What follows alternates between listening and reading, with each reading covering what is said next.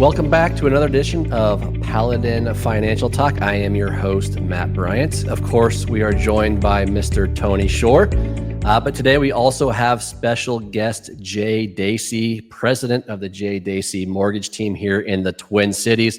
He is a nationally known mortgage expert, been featured in many of the top financial publications and websites across the country for expert advice on all things mortgage, credit, real estate. Jay, how are you? And tell us a little bit about yourself and your practice. Yeah, thank you. I'm doing great today. And going back to the beginning of time, I was born on a farm in Green Isle, Minnesota.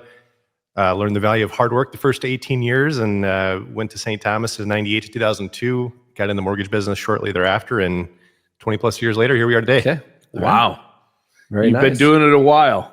Been around the block. Yeah. And no wonder you're considered an expert in the field. I just wanted to comment, Matt, a Tommy, a St. Thomas graduate. My daughter just graduated from St. Thomas, and we're so proud of her. She had a full scholarship, and she was a double major. Now she's getting her CPA, going to work for CLA, a big accounting Very firm. cool. So, All right. yeah, a lot of Tommies here. A lot of Tommies. Nate Lucius, a mutual friend of ours at Gradient, and quite a few actually that work here. So It's a great place. yeah. Yep. So today we are talking about navigating today's housing market. So there's always headlines when it comes to the housing market. We're going to try to drill down on some of the current events related to that. So whether you're 27 and looking to buy that house for the first time, whether you're 67 and you have the family house, the kids are out of the house and you're looking to downsize, we're going to talk a little bit about each of those scenarios. So today's episode is part general education, part real talk, and an update on the current state of the housing market. So Awesome. recently we saw the big, beautiful bill passed. That's legislation in Congress. We'll try to hit on a little bit of that if we have time, but we're also going to talk about really what's going on in the housing market, what it means for your money. It's a huge decision, right? That's one of the biggest purchases you'll ever make in your life. So we want to kind of navigate where we are right now. So Jay, what is the deal? Depending on the time of year, it seems like some headlines say the market is about to crash. Others say it's going to keep growing. What's going on and where are we at? Yeah, I think a lot of it depends on where you are geographically. There are definitely some markets that have started to show some depreciation, specifically like the second home markets in Florida and parts of Texas. So we're definitely seeing some opportunities there where clients from the Midwest are now exploring, like, should we buy that second home right now? Because prices have been coming down. And there's just a lot of pressure on the VRBO Airbnb market. It's been oversaturated. Okay. And with the hurricanes and stuff like that, the cost of insurance, et cetera, is just really high in certain markets. So we are definitely seeing that. More important locally, though, it's still very robust. The year started out really strong. The first quarter was up probably 25% year over year. And then if you guys remember to April 1st, 2nd, 3rd, the stock market came down about 20% or so in a very short period of time. Yeah. And I think that caused a lot of people to kind of pump the brakes a little bit. And since the market itself has recovered in the stock market, we're seeing a little bit more optimism amongst buyers and also especially those with families that need to make decisions based on school. You know, school starts in less than 2 months. So if you're going to go, you kind of got to go now. Right. Yeah. And consumer sentiment is something that we look at on the investment side of the world. How are consumers feeling about the economy? And it's been more mixed over the last 6 months to a year or so. But when you see those big stock market declines, then people generally get more nervous, but it bounced back. And so people seem to have calmed down in the housing market, especially for most people, since that's one of their biggest assets. It's natural to be concerned about it. Oh, yeah. One of the big drivers when it comes to being able to purchase a home is mortgage rates. Yep. Talk a little bit about that and where we're at and where you think we might head. Yeah, so I'll go back again to the beginning of my life. I was born in 1979, and I was fortunate enough to have grandparents that gave me a $500 CD to what was Twin Cities Federal at the time, became TCF, and now it's part of Huntington. So I was getting paid 12% in the crib as an infant. Must be nice. And I believe, like, you know, parents at that point in time were paying 18% on their mortgages. So yeah, not so nice. yeah. So fast forward to today, you know, we've been hovering steady somewhere in the 6.5, 7, up to 8% about 2 years ago. And it's been, 3 years now where rates are in a pretty narrow pattern. And I think right now it's kind of the new normal, and there's not as much shock as people that were maybe looking in 22 and 23 whose friends had just bought a year before with 3%. So I think the market's just gotten used to it. And if you think about what you would anticipate to have happened when we come out of COVID in 22 and rates start going up, if you had gone back to St. Thomas or St. John's, wherever you went to college, and the Econ 101 professor says, what should happen to the real estate market if rates double in 24 months? And it's like, well, there should be a major correction. And there wasn't. So that's just a testament to the amount of demand. And you had mentioned earlier about, a 27-year-old buying the first house. The median age right now for a first-time home buyer is actually like upper 30s, pushing 40 years old as a median age for a first-time home buyer. That's a significant difference from our parents' generation, for example, where it was just a very almost scripted rite of passage. In their 20s, it went from somewhere in the mid-20s all the way to 40. Yeah. It's mind-blowing. And that's a significant difference. So I was a first-time home buyer maybe 10 years ago now. So pre-COVID, but even then interest rates were lower than they are now. Completely different environment, and it makes a huge difference on what you can afford. If you look at the same purchase price, the amount that you have to pay on a 30-year mortgage for a 3% note versus 6 to 7 or 8, a lot more money is going towards interest rather than going towards the house purchase. So it makes a big difference on what you can actually afford. So do you get a lot of questions as far as interest rates with clients? First-time home buyers may not be as aware of it necessarily as far as historical standards, but those folks that are buying for the second or third time are probably thinking, I'm giving up a good rate to move. We've definitely had a lot of those conversations the last 2-3 years. People either they bought during COVID or had purchased prior to, refinanced at 3% or whatever it was. And so I think going from 3% to 8%, like in the fall of 23, like that's too much. Like you'll have 2 kids sleep in the same room. I think later this year, we'll see things come down a little bit. And if the headline reads mortgage rates under 6%, I think you'll get a lot of move up activity, which is great because not only does that, stimulate activity on the purchase side, it also most likely will create inventory for the first time home buyers. So the people that kind of feel like they have the golden handcuffs on and they can't give up the 3%, if they can trade it up for a 5-point something, I think we'll see a lot more activity there. So potentially some pent up demand, but you're just kind of, like you said, handcuffed right now. If the trend is to trickle, like obviously we're not going to go down as fast as we went up, and we probably won't get back down to 3, barring some significant event, but we're trickling down and people see that. They're willing to wait. But there's still been an inventory problem. That's what you're basically saying is the inventory problem, even though the rates have dropped a bit from their high recently, inventory is still an issue, isn't it? I mean, my wife and I are in that situation. Our mortgage is, I think, 2.9. So, but we've been in the house 28 years. Yeah. And now our kids are grown. We'd like to get the one level house. I think I've talked to you about this before, where we can age in place, right? Number one level homes are hard to find. Very. And number two, 2.9% interest versus 7.5. I mean, that's a tough pill to swallow. So our house would be a more affordable house. I mean, we live in an okay neighborhood. We like our neighborhood. But I think it would be a good home for maybe a new family. But it's not on the market because we're waiting to find the right house, right? Yeah, so there needs to be lower rates to stimulate the sellers. And also for people like yourselves, there's got to be inventory built. And we're seeing a little bit of a slowdown in the number of permits being pulled and new construction starts. So the builders aren't keeping up with the demand.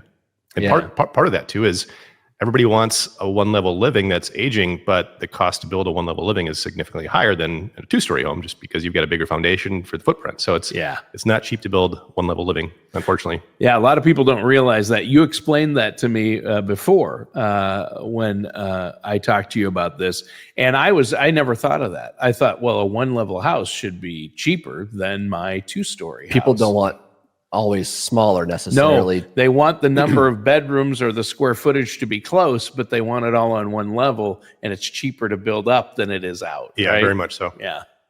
So I live about 30 miles from the office, and we moved there 8 years ago. Starting just before COVID. Like when I would drive to the office, it was nothing but farmland until I hit the Twin Cities. Now when I drive in, there's probably 4 or 5 housing developments. Some of them are complete with 100 or more homes. Others are just getting started. So all that farmland I passed, they're still farmland, but it's being built up. You see the developer signs. Those houses are $400,000 to $500,000 starting. Yeah. Depending on how you design it. So more homes are being built, certainly. But at the same time, with the interest rates where they're at, I think to your point, the demand is there, but people are just waiting to make it a little bit more affordable. Yeah. And there's another fun fact is if you took the 18 to 35-year-old demographic, 50%, not 15, not 5, but 50% of 18 to 35-year-olds are still living at home right now. And eventually they're going to grow up where mom and dad are going to force them to grow up. That we need more inventory to come on the market. Yeah. Yep. And speaking of next segment, first-time buyers, let's get into that a little bit. So let's say I'm 30 years old, I'm renting, or maybe I live with mom and dad, trying to figure out if I should buy. Where do I even start? Yeah. So from a financial perspective, what we tell people, if you're assuming like you've paid off your student loans if you had them, if you're assuming that you've paid off any debt that you accumulated in your early 20s, what we tell people is look at what your savings account has done the last 12 months, 24 months on average living for free, assuming you're living for free with mom and dad. And the amount that your checking and savings has grown over that period of time should be a fairly good indicator of what you could afford for a mortgage payment. And on the same token, if you're renting, look at what you've been paying for rent and how that impacts your budget and if it's affordable or not. And those are really good guides because we can approve somebody for an amount, but we don't make their payment. It's their, choices to go to Starbucks every morning or not, to have subscriptions to Netflix, et cetera, or not. So everybody kind of lives and spends money differently. So that's the 2 ways is if you're renting, what's rent and how's it comfortable? And then if you're living at home, how much you've been able to save up. Those are 2 great ways to gauge what's affordable for you.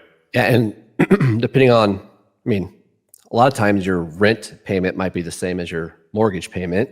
Yeah. That's what I was going to say. Your rent payment in a lot of cases, because my son and his wife rent and, they're like, we could never afford a new home, but they're getting close in rent to where a mortgage payment would be on a new home. A $300,000, $400,000 house. Yeah. And we mentioned the big, beautiful bill earlier at the start of the call. So I'll just touch on 2 things that were impacted mortgage related there. So the $750,000 acquisition indebtedness thing, that means if you have a mortgage up to $750,000, you can itemize the interest expense. And the second piece is it's been kind of going back and forth the past 2 years is if PMI is tax deductible. So the bill said PMI is going to be tax deductible. So you won't need to save up 20% to avoid PMI because the PMI is relatively inexpensive and it's now going to be deductible as well. So that'll help increase your buying power because what we've done is developed a calculator for our clients and we input their income and then what their mortgage payment will be, their PMI and the property taxes, and to see if they would itemize how much that would impact them. And so that they're going to take that number that we project and have it double checked by a CPA and say, man, if we buy a house, we're going to get a $4,000 refund in April of 2027 when we file our taxes. So instead of waiting for that pot of gold in April of 27, adjust your withholdings with your HR and go from 0 to 2 or 0 to 3 and keep more of your paycheck, which makes your lifestyle more affordable. Yeah. You just won't get that big refund and go to Cancun or whatever it is that people do with their tax refunds. Yeah, yeah. They blow them anyway. Yeah. It's not like do they take the tax refund and invest them and give them to Matt to put into a long-term investment or retirement account that's going to earn them money over the next 30? Oh, they don't. Hey, we had that conversation. Should do that. That's what they should do. Yeah. Now, also, we have a lot of younger clients and the house thing comes up. It's all right. So if you do this, make sure you still have your emergency funds just in case something happens. Don't raid your retirement accounts to do this. One thing you look at is like debt to income ratio, credit score. All those things have an impact on the rate you're going to get, which then impacts how much you're going to have to spend each month on it. So that's a big deal. Another thing too is you might get approved for something, a certain dollar amount, but you have to be mindful of, can you truly afford it? Like, are you going to be house poor where you have this great house, but you can't afford to do anything but eat ramen and sit on the couch and watch your one streaming service? So that's a consideration too. Yeah. Is how long, like, you don't want to feel hamstrung by a house payment. You want to still be able to live life. Not to mention, a house comes with a lot of maintenance. Yeah. And those costs add up. So Yeah. Certainly True. can. They can. So the budgeting is important. Property taxes, it sounds like you have the calculator to help figure that out. So people shouldn't be surprised. Just like anything, do your homework, especially when you're making the biggest purchase you'll probably ever make. So just make sure you account for that. What do you say? And maybe you don't experience this too much because you talk through it, but do you see people being frustrated by high prices, high interest rates, and that's paralyzing them? It was 2 years ago. There was frustration more so. And I think the bigger frustration was property values were still going up with rates going up, and there was multiple offers. So it wasn't like the market came to a screeching halt and rates were high. It was like rates are going up, values are still going up, and there's 30 offers on certain neighborhoods. So that was the biggest frustration. Waiving inspections, like that's definitely still in the marketplace, but not to the extent that it was earlier this spring or last spring. It's definitely cooled off a little bit. Well, now that was a frustration for the consumers trying to buy houses. But for realtors, that wasn't a frustration, right? Or sellers. It was for buyer's agents. The listing agent takes the listing, puts it on the MLS and sells the house. And their biggest frustration is I've got to review 30 offers, it's like, and sort through which is the best. But, I talked with some of my friends that handle more of the buy side stuff, and they're like, I made less money last year and I put on twice as many miles because so many buyers didn't get their house until the 4th or 5th or 6th offer. And some people just threw in the towel. So listing agents were in a great spot. Buyers agents were struggling for a little bit. Yeah, that makes sense. Is there any first time home buyer assistant programs out there? There's definitely some programs out there. The hard part with those is they're not funded in perpetuity. So there's a lot of programs out there that are currently out of funds. And so what I tell people is, don't buy a house because there's a down payment assistance program available for you. Buy the house because you need the house. And then if there is extra money laying around at the county or city or state level, we'll try and find it for you. But don't just go buy a house because you can get a grant or down payment assistance. Right. And that kind of goes back to the interest rate environment. Like,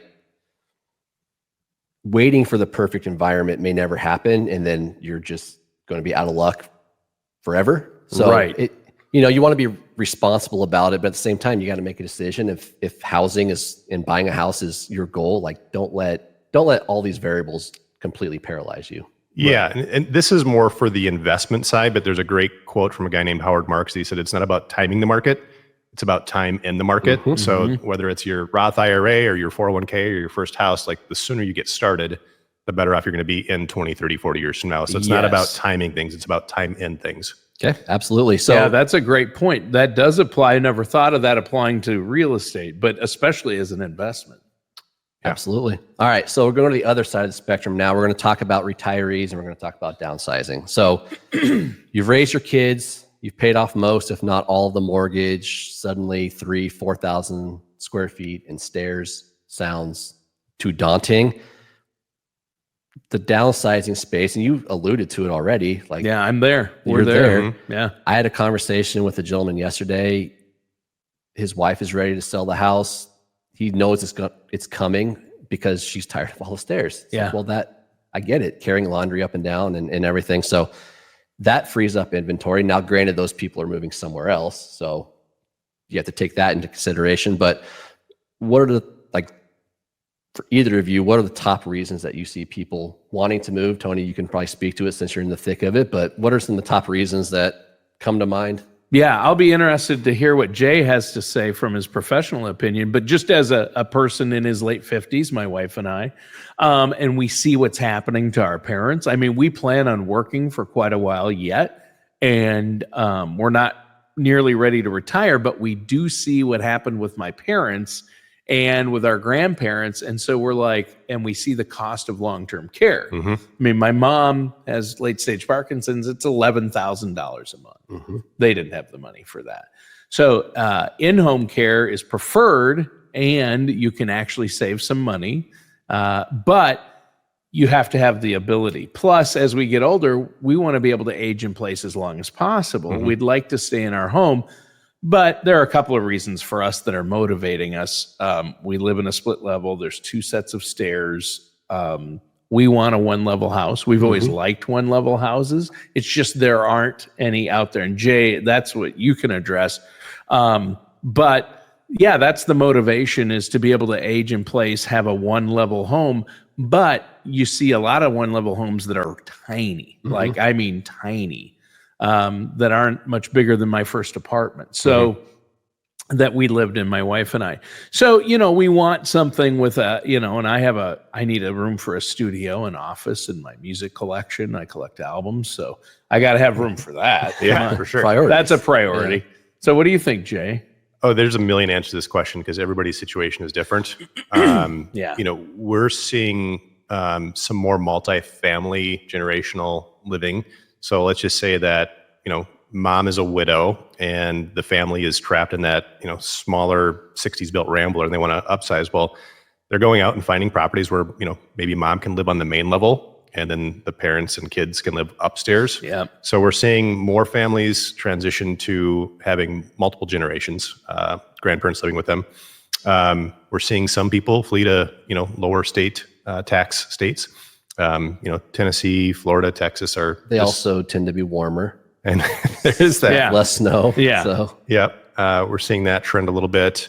And again, depending on where you're living, and we talked about this in previous episodes, Tony, is in the 60s, it was almost all Ramblers. Like if you go over to just south of here to Roseville, it's all Ramblers. It is. In the 80s, it was mainly split levels because the builders figured they could build them a little bit cheaper for the same square footage. So, I don't know if you've thought about this, Tony, but what about selling the split level and then moving into a Rambler that was built in the 60s that's big enough, but then you just add the laundry to the main level, so there could be some retrofitting to existing inventory where people put the laundry that's in the basement on the main level and make it more one level living. And then when they have their kids or grandkids in town, they get the basement or upstairs. Yeah. And we're looking at that. That's a great idea. And that's kind of what we want to do. If it does have a lower level, even if it's finished, move the laundry upstairs if it's a possibility. Yeah. And you're a little young for this, Tony, but a lot of people will consider, and especially in the Twin Cities, it seems like there's been a lot of growth in this area where we're going to sell the house, we're going to get our $400,000 or $500,000 or $600,000 proceeds, and then we're going to rent. Maybe it's a community where it's townhome, independent living, assisted, so on and so forth, depending on your health. But granted, you're going to still have housing costs, but at the same time, you're getting rid of maintenance.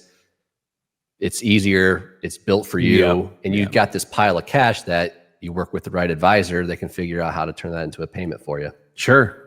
We see a lot of people doing that. There's a lot of 55 plus. A new one in Stillwater where I live just went up right behind our neighborhood called the Lakes. It's really nice. And they have some one level duplexes, that are split. And then they have, of course, the assisted living towers. But they have some really nice houses in there. Is there a pickleball court at that one? There's a pickleball court right across the street from it. Yeah, like with 6 courts. The people that I talk to that are 55 plus, it's like just anywhere with a pickleball court because that's what they all do now. Yeah, my wife and I walk down. We're a 5-minute walk from our house. It's just a few blocks down. There's your answer. Court. Yeah, you barely have to rent a moving truck. Just carry it out the back door. But yeah, we play pickleball too, and it's handy having that there. But that's the fastest growing sport in the world. Yeah, pickleball. Yeah. Yeah, and if you drive around the Twin Cities, those types of communities are going in left and right, it seems like. And it makes sense. It's an aging population, and it's easier.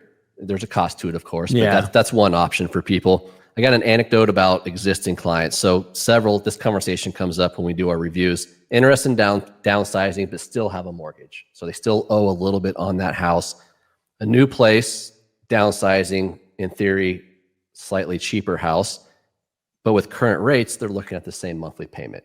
And so they're saying, why am I getting rid of this place that I've spent all these years in, that's bigger? Granted, the smaller place would be easier, but I'm paying the same amount of money out of pocket for it. So why would I do that? That's a big conversation that we have. Yeah, so those clients should consider having a conversation with somebody that knows about reverse mortgages, because if they have enough equity on the downside trade, they could potentially still carry a mortgage, but not have to make a payment on it to free up their cash flow. So that's a great tool that I think will be becoming more and more popular in the next couple of years. Interesting. So the renting is one option. That's another option. Multi-generational living. We have neighbors that are multi-generational. There's a 2-year-old all the way up to 80, and it works for them. They got plenty of space for it. So there's options out there. You may need to be creative, maybe a little bit different than what you originally thought of, but there's options, and that's part of what we kind of help people navigate. So next one, we're going to do market trends and what's next. We talked a little bit about this already. No one has a crystal ball, but what's coming in the next 12 months? You've alluded to it a little bit, but we're going to put you on the spot and get you a concrete quote. Great question. So I'll start with most people with crystal balls wind up with shattered glass at their feet. So That's right. preface what I'm saying with that. Yeah. I was at a conference in Las Vegas 2 weeks ago. The guy that's actually, there's an award called the Crystal Ball Award. So the most accurate predictor. He's won it 3 of the last couple of years. So he's usually spot on. In his presentation, and he knows Scott Bessent personally through his network, and he said, regardless of what the Fed does, Bessent's a genius, and he knows how to manipulate financial instruments. And so, if you guys look at your clients' bond funds and potential offerings, some of those funds might have mandates to hold a certain percentage of their assets in longer dated treasuries, like 10-year treasuries, 30-year treasuries. My dad's a retired carpenter. His pension fund might say at least 25% of the assets have to be long dated treasuries. Mm-hmm. What the speaker said was the government's going to start funding the government on short-term treasuries, and they're going to be selling 12 months and 36 months, 60 months treasuries. So they're going to be using short-term treasuries to fund it. That's what they're going to be selling. They're going to be selling less 10 and 30-year treasuries. But our bond funds still have the requirement that they own a certain percentage of treasuries that are long-dated maturities. So there's going to be less supply and the same demand. So what should that do? Going to push rates down. Yep. On the long term. Rates down. Yep. So that's what the Treasury Secretary's plan is to do, regardless of what Powell does, is what I've heard from the inside track. Okay. Interesting. And then as far as inventory, do you see much change there? I don't see a ton. As I mentioned earlier, there's the permits and housing starts have slowed down a little bit because builders are just still nervous. So I would think that that's still a problem in the foreseeable future, and how long it takes to get a piece of dirt under contract and permitted and city approvals, et cetera. Like that's not a 30-day process. It's a much longer process, especially for bigger developments. So I think that's still, inventory problem is still a few years out from being fixed. What about, relating to that, what's the availability like, or the market like, for starting price homes versus really expensive homes? What are you seeing? Are there more higher priced places on the market? Is the availability any different? Because we have a lot of listeners out there. We have listeners who probably make $50,000 a year, and we have some listeners that might be pulling in $50 million a year. Yeah. So what are we talking about here? It's all local. There's a house in the market right now. I forget the exact sales price. I believe it's like $35 million. Oh my goodness. On Lake Minnetonka, and it cost him double that to build. And unfortunately, the gentleman that built it passed away right before he could move in. Oh. So if you're in that making $30 million a year market, there's a house out there for you. Matt? Not me. No. That might even be out of your range. Yeah, significantly.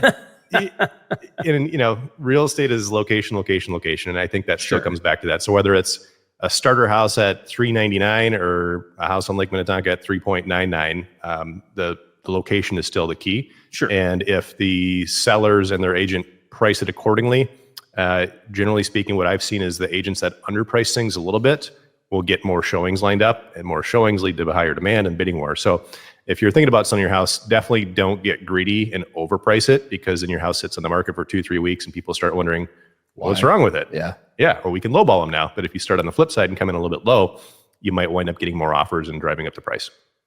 And good advice. Wrapping things up, you mentioned this too. It's not about timing the market, and we talk about on the investment side, not about timing, it's time in, right? You might get lucky if you time it properly, but that's all it is. You're not able to do that consistently. So if buying or selling is an objective or a goal of yours, do your homework, of course, but don't wait for the perfect market, because it may never happen, or it may get worse. And so if that fits with you, what you need to do as far as personal and financial, then do your homework and get it done.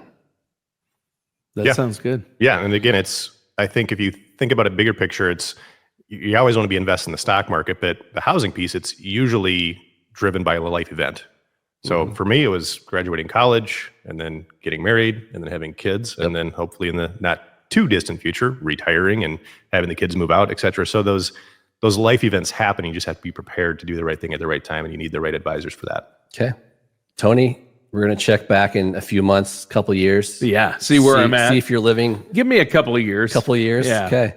All right. So to wrap up, whether you're 28, dreaming of that yard, starting a family, or you're 68 and you're ready to ditch the stairs, ditch the maintenance, all that, just do your homework, work with a respected person in the industry, make sure you get everything right as best as possible. And it's something that's completely doable regardless of what the market looks like. So wrapping up today, thank you for listening to our segment on the housing market. This is Paladin Financial Talk. For all you listeners out there, if you want to get a hold of us here at Paladin, of course, our website's a good place to start, paladinfinancial.com. You can also call us at 651-842-8406, and we're on all the socials. Jay Dacey, appreciate your time. Tony, you as well. Yeah, thanks, guys. Great show today. Thank you, Jay, for the wisdom you imparted, and I know you'll be back on the show soon. Look forward to it. We'll want another update.